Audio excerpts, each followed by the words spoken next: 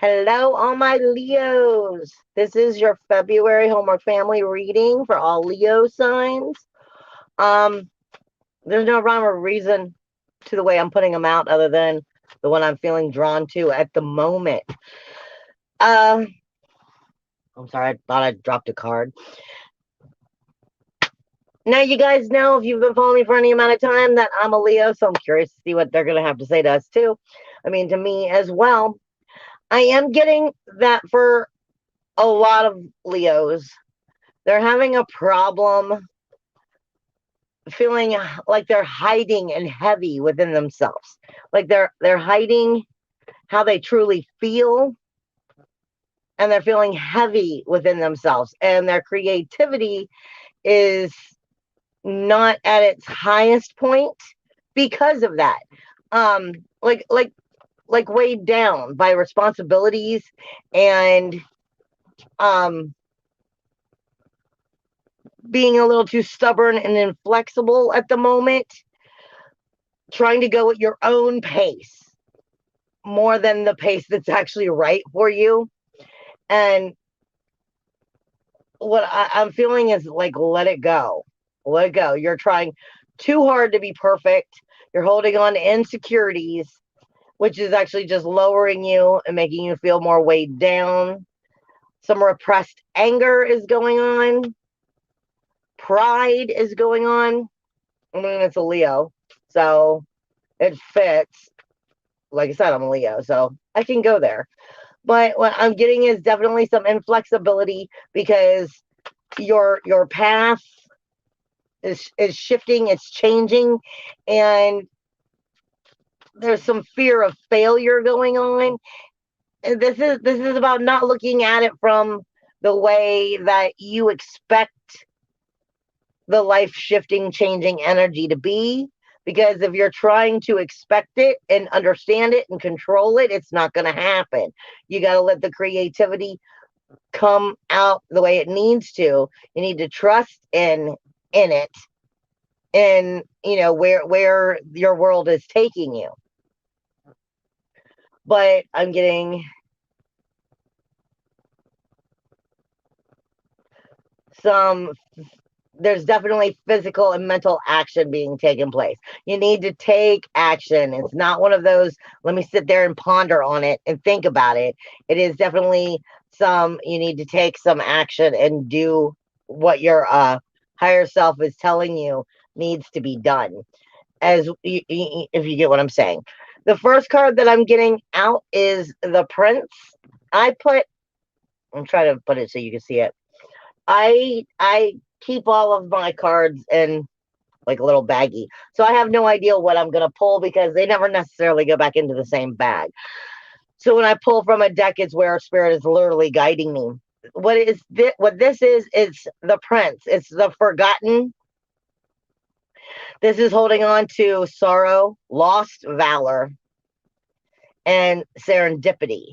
So this is a part of all of the signs are going through a form of rebirth and locating a new part of spirit that it's like they forgot that they were in some way or another. That seems to be the background of what's going on so far. It's coming into a deeper truth, but this is also going to be highlighting a lot of the psychic abilities. This is also talking to you about your coulda, shoulda, woulda. Get out of that. I could have done this. What if I'd done it this way? I coulda, I shoulda, I woulda.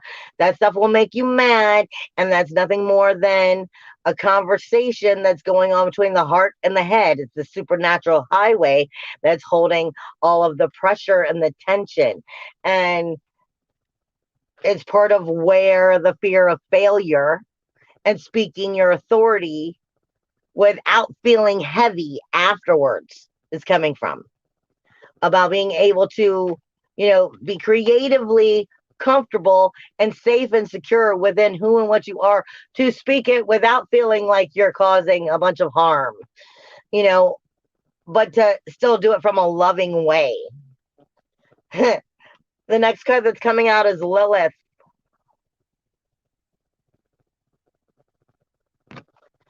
This is speaking about your hunger, your instinct.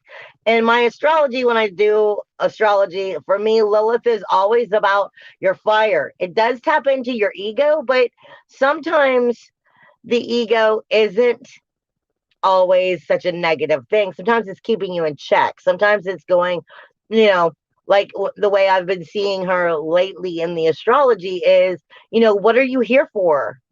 What do you burn for? Are you going to keep only half assing it? This is the time to step up. This is the time to come into that regal, that was them, the regal self that is you, and start being of that, more or less. This is getting into soul energy, soul fire. Why were you here, and what are you going to do? So this is what we're looking at as we're starting to come into these energies, trusting your intuition and your psychic abilities. I'm going to put the cards down for a moment. I'm going to start speaking to you a little bit about the astrology, and we'll see if the cards have anything else they want to say. But there is definitely some frustration, some anger, some resentment that, maybe you have hidden under the surface that you haven't cleared. And it is weighing you down, and more or less it has the ability to lower the vibration of you. So you need to, come full circle with it, admit the truths within yourself, see where you stand, why you stand where you stand, and then allow yourself to grow and respond from that, not from a negative point of view. It's funny because I was just having this conversation with somebody before I came in here, and I use a lot when I'm doing work with my clients.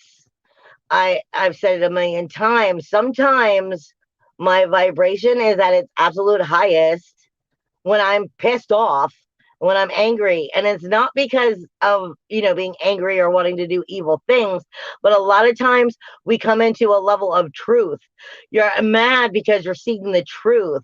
You're angry because you're seeing the truth. So what are you going to do with the truth? It's all about your actions and what you're going to choose to do. It's always a choice. Now, and how you're going to make that work for you, not against you, because you've just been given new level of knowledge. Now, for the month of February, you have on the 14th, Mercury leaves Capricorn and it moves into Aquarius. It will be coming closer to Saturn all month. I do not believe it's going to pass Saturn until next month, or right at the last few days or something of February. And then that's going to put a whole new energy on it. But as we're coming up, this is going to be that straight across from you in the relationship zone. You're going to be looking at the rules, the walls, the boundaries that you need to shift to make your relationships healthier. And Mercury is going to be speaking to you about the communication of these relationships, as well as the relationship with yourself, so that you can have a healthy relationship. And how do these rules, walls, boundaries need to shift so that, like I said, it can become healthier? You're going to be viewing this, especially after the 14th, when Mercury moves into Aquarius. Now, Mercury has still been in your fifth house because you're going to be walking through your fifth and sixth house. Am I right? No, I'm not. We've actually been Leos. You guys have actually been in your seventh house. You're about to walk into your eighth house, which then again is speaking to you about the relationships and the walls, rules, walls, and boundaries. Because wherever the sun is the house that you're technically walking through at the time. And like you said, the sun has been in Aquarius, but it's about to leave Aquarius. It's about to go into Pisces. And for us, that's the seventh, the sixth, the seventh, and eighth house. So it's moving into our rules, our walls, our boundaries within the relationships. Are they rebirthable? Are they renewable? Are they resurrectable or not? And what do we have to do for the mystery of that, rebirthing, so to speak, to be able to breathe life into it in a healthy way? So you're looking at things from this point of view, and what are the rules, the walls, the boundaries that need to go in these energies? Now, the rules the relationships and the responsibilities to these relationships is where you have the Pisces energy. Now, we tend to kind of hope people are a little better than what they are, and we do get hurt because we see that they're not, because that's the Pisces energy. But you have Jupiter here with Neptune. So this is saying don't get any false ideas and like give birth to the false ideas of the relationship. See them for truly what they are.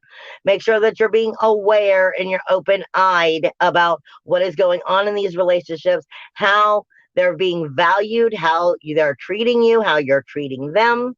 What are the rules to the relationships? Are they healthy? Do they need to shift so that they can become more healthy? Jupiter is in this relationship house, which deals with, it also deals with not just the rules of the relationship, but it's your joint finances, your joint resources. It deals with, like I said, life, birth, death, regeneration. It deals with taxes. It deals with wills, joint resources, anything that is a joint resource. And can that be transformed into healthy ways? This is what all of this is. Jupiter being here for the next year, throughout this year, is definitely giving you a good, strong, firm footed foundation to build upon if you're being honest with yourself. So, and then you're going to have the sun moving in, illuminating all of the truths, unless you're absolutely refusing to see them. Okay, Mercury is going to be coming into Aquarius, getting closer to Saturn. So there's no way you're not going to be able to see the truth unless you just flat out don't wanna. All right, and then you have, I think it's the 6th house.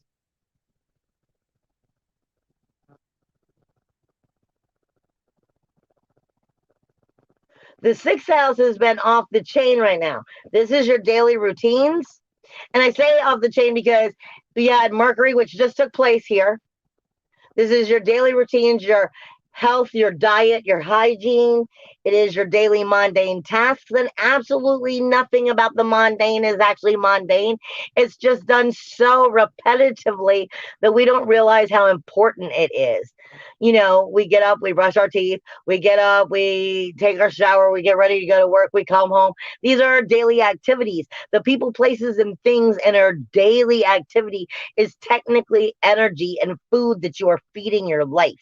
So, is this energy and food that you're feeding your life healthy? Now, it should be starting to come into a balance where in a form it should be coming into a balance, because you have Venus and Mars that are like just tying right like this for most of the month up until the 17th when Mars goes ahead.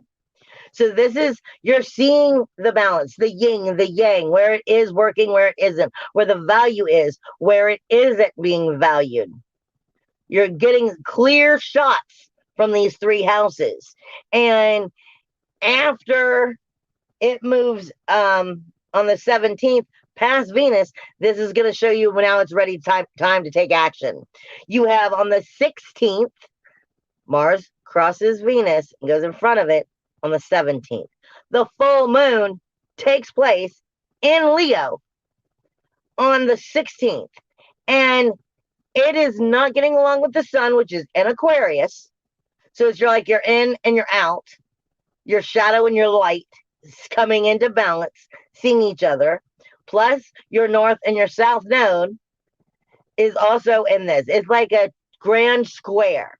So this is definitely going to be some reflection, some truth, some cold, hard truth that's going to be dealing with your 7th house, your relationships, your character, your 10th house of the outer world, and your communication.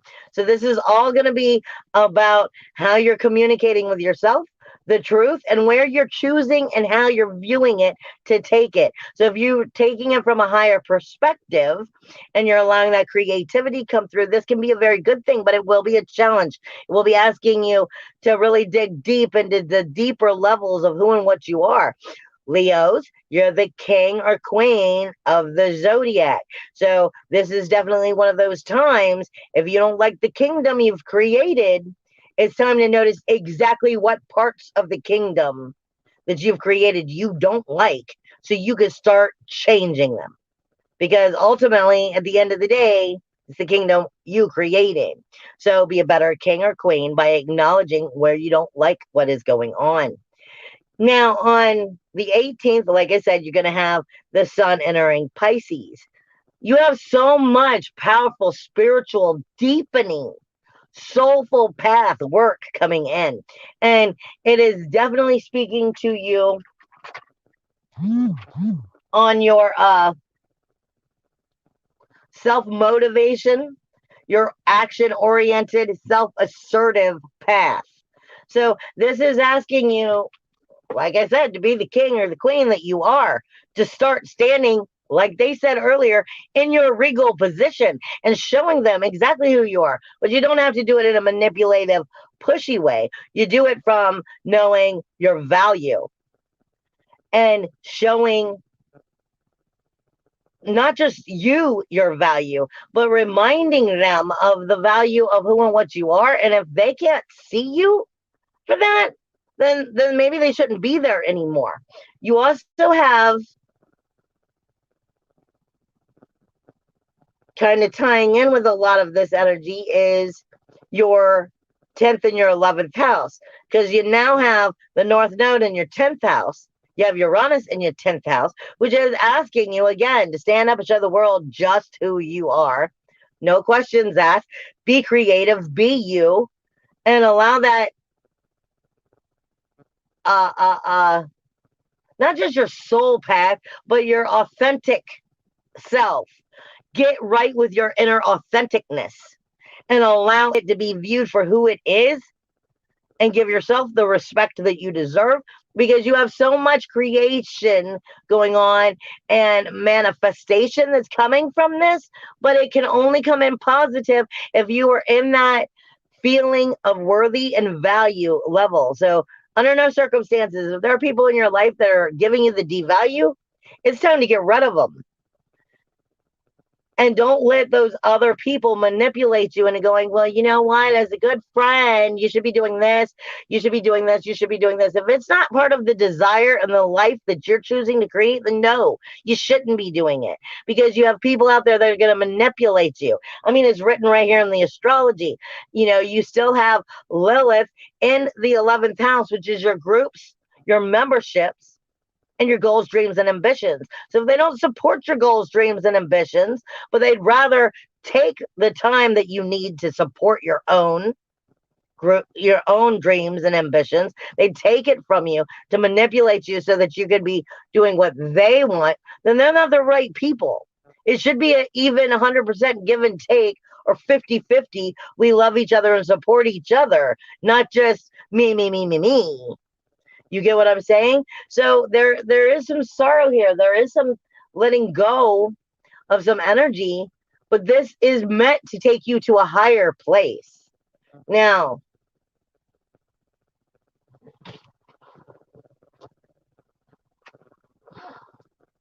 what does Leo need to hear one last time from this deck for the month of February? Like I said, this could be a very good, powerful time. It's coming into a lot of personal power, assertiveness, action, but this has to do with you having that dignity, that inner authority, that inner roar, but from a king, queen position, from the emperor position, and actually being of it. Yeah, what comes through, literally, I have it written because I read all over my cards, transformational change. This is just a moment of transformation, guys. This is let the heaviness go, because the heaviness is more or less showing you what's not going to help you and what's been keeping you from getting where you need to get. The next one is nucleus, energy, action, leadership. At the core or center of the debate, beginning and inspiration. So this is all about getting back to the core of who and what you are.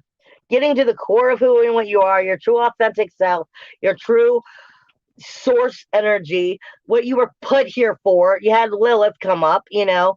This is getting back to what you were meant to do and not letting anybody, no freight train's going to get in the way and stop this train right now. So this is, if they're not on board, then they need to just get out, because you have a reason, a purpose, and you need to be going after that. You need to trust in yourself. You need to believe in yourself. And as long as you do, and you don't let anybody else try to pull from that power, that truth of where you need to go, you're going to be just fine. There's one last thing that they're saying. Don't worry about family judgment, because some of you obviously are going to have some family judgment going on. And I'm being told to let it go. Still trust your intuition, trust your reasoning, your material instincts of what you need to be doing. I'm being told, you know, you need to know how to know when to speak as well as when to listen. And then, pretty basic, follow your heart, because I'm getting heart chakra all over this. So this is an opening. It's an opening if you're working through this. As long as you're not in denial about what's going on, it is an opening. I love you guys. See you later. Bye.